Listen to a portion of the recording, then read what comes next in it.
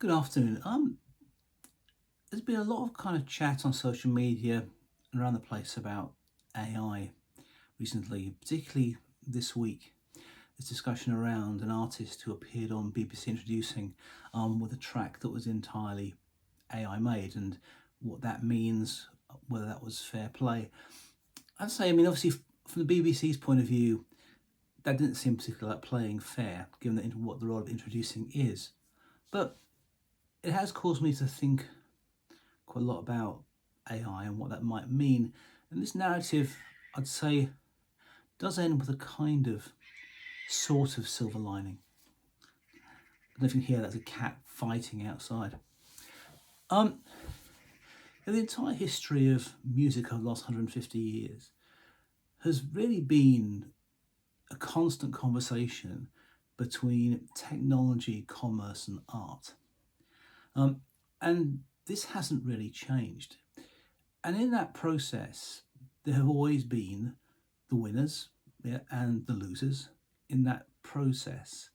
And that, for those who are on the wrong side of the change, that really sucks hard. And the last, suppose, 20 years for artists, particularly those who aren't at the top of the tree, has sucked pretty hard. Streaming has basically rendered the income stream from our recordings to be nugatory. That we're almost giving away our art for free, which effectively we are. And whilst it wasn't so golden the age before that, it certainly feels like that now in the days of CD, vinyl, and cassette. But if you go back, even further than that, the arrival of recorded music, the impact that had on live musicians, the arrival of radio, and how that made stars of some and took away the work of many. And then you have this rise of the electric guitar. Suddenly a space that required a big band full of horn players to play for a dance could now be done by four oiks with guitars. Great for the guys with guitars, not so great for trombone players. And then on to the synthesizer era, where suddenly that we could now make machines that sound like orchestras. And AI in some ways feels a lot like that, but it's where we are in the journey. Right now, as a parallel, I think we're in the place with AI that we were with synthesizers in the early 70s, where people with high level of technical skills, nerdishness, are using the machines to replicate what exists. They're not bringing any artistry to it. They're simply using it to copy something that's out there, and and that can be fine in itself. Those early Bach synth recordings are certainly worth a listen, but they're copying something that existed. They were seeking to emulate something that's there. And this is where the art and commerce and technology part comes in. What we've seen throughout the history of of music, and recording music in particular, is how artists have then taken the tech and used and abused it in new ways to make new art.